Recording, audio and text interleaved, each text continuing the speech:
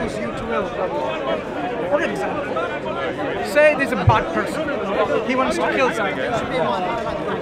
Now God will stop that person from doing it. But God allows that person to have that will and be responsible for that action, even though God doesn't intend or wish that people should murder each other, innocent people and so on. But that will is there, so God allows it to happen. But the responsibility or the consequences is on that person, because the person wanted it to happen, and God just, materialized that will to manifest. If I say I'll meet you tomorrow, 10 o'clock, we'll have a lunch, okay, and I die 10 minutes later, I was not in control of my will. Okay, so there are things we know for sure that ultimate will is the will of God, because it was His will that I died. It was my will that I meet you. So ultimate will always takes precedence. But He might will, in accordance with what I want, sometimes He might interfere, right? Okay, these are the times God interferes in His wisdom. Okay? He might stop from, imagine someone wants to hit you or something, and that person just, before they came, just stopped, they couldn't do it, they just fell down. So you just became totally incapable of doing that. We have an example from the biography of the Prophet Muhammad before he was born. One army general called Abraha came to destroy the Kaaba with the army of elephants. He had this intention to destroy, but the elephants would not just move towards the Kaaba, because the ultimate will of God was nothing should happen to the house of God, where people should worship God. So there are many examples we can give you of the ultimate will of God, but it's easy to understand that if we had no will whatsoever, we're like robots, then no one can be judged or blamed for anything. We have absolute will for everything, then we should be able to do everything. But we can't do everything, we can't wish anything, everything. Yeah. So, do you agree at least then, there is a middle point where there's a limited amount of freedom? Well, no, I think we have unlimited free will, but as I explained before, we have free will to take whatever decision we want, but we are limited by nature. I can, my will maybe fly. I have the will to take the decision of trying to fly. Nature. Okay, I see your point. From that point, that point, this will that you think you have, yes, this is the will that God allows us to bring it into our thoughts. Yeah, right. Yeah, that's right.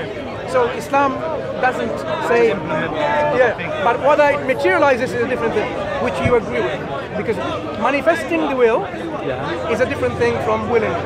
Yeah. So I might have thoughts, and these thoughts don't materialize. Yeah. Okay. So there is a will for our existence from the Creator. The question is, why are we here then? Why did this Creator create us? That's the next step. That's the next question we should ask. Are we here for no reason, no purpose at all?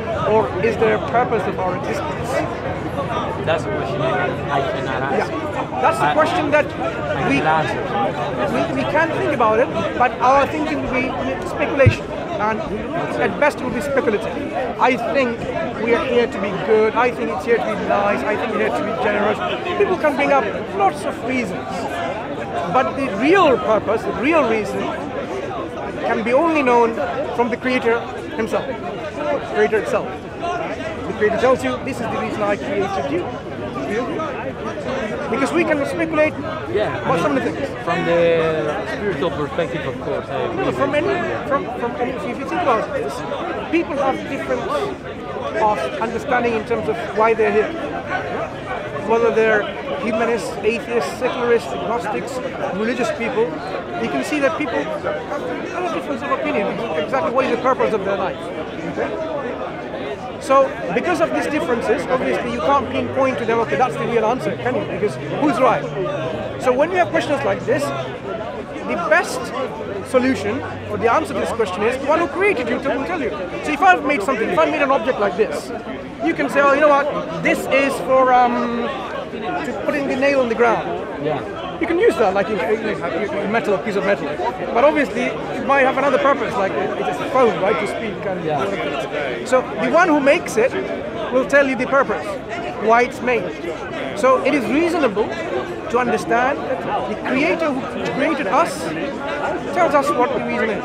And this is what we say, that all prophets and messengers, they came, who were the agents of God on this world, as someone guiding us to these questions. Clearly told us the purpose of our existence is to acknowledge God, to love God, to worship God. Okay? To worship, total submission and surrender to our will, to the will of God.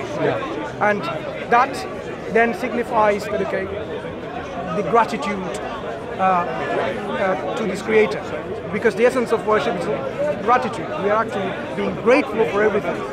We're showing our gratitude, and this is why every Muslim, every day when they pray, there are 5 times of prayer. They pray 5 times regularly.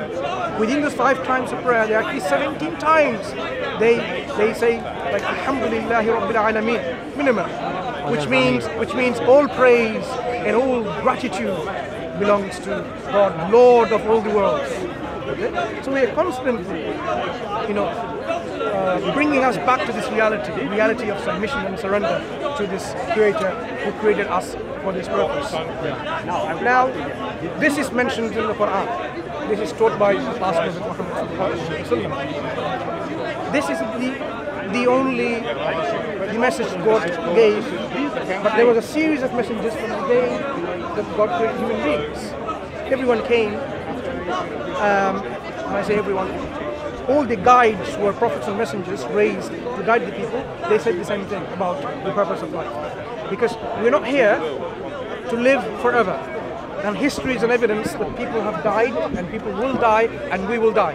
We will not going to live forever. Even though you might have some feelings of immortality that you want to live forever, this is something that God may have created you with this feeling. You want to live forever. But in fact, in reality, you will be at some point, not now. In this life, there will be a death which will be a gateway. Because between this life and our death, we have to fulfill the purpose that we are created for, and after that, there will be this eternal life that we so aspire. But this life will be made by what we make of this life. Okay. Well, of course, from the spiritual perspective, I really do, because as I told you, I'm struggling with my favorite, so I've been raised spiritual perspective, Christian religion. So in my religious perspective or theory, I totally agree with you. But the thing is, talking about this gate to the other dimension and the other life.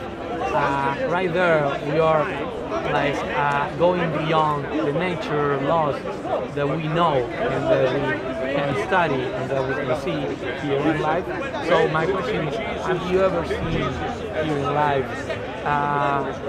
the laws of nature being broken? Because I've never, and I understand the spiritual perspective, but the thing that makes for me hard to believe right now, to have faith, is that I've never seen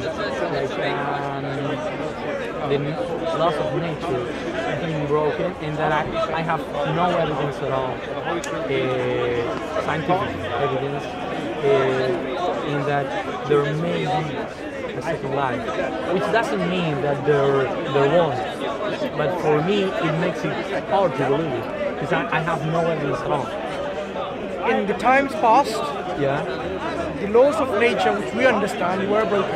Even though those things that happened, also within the bigger aspects of laws of God. But from our natural perspective, they are being broken, but you always keep it in the natural, scientific perspective. Science is evolving. That's why I say not everything that we know is science, but because science 200 years ago would tell us, would describe a different world than the world that we know today from science. So based on that, I can say that science doesn't explain everything, because within 200 years, science is going to tell us things that today we don't know. But the thing is, it is difficult to me, as could be difficult to a person 500 years ago to think that the world was was a circle. For me today, it's difficult to think and to believe that there's something else beyond nature. And You know the aura in the body? huh? The aura. You ever heard of Yeah, aura around yeah. it? Did you know it's absent from a dead body? It's absent. It's absent. Well, So once a can you person meet is passed- the aura scientifically? Yeah, In a person? yeah, this is what they studied. It's the aura about our bodies, and they can judge between somebody who's happy and somebody who's sad. The aura changes. But this aura is absent from a dead body. So somebody who's passed. Okay, so what I think was the aura, I guess it's something else. Like I think the aura was dialectical, as a dialectical concept, but I didn't know that you can actually like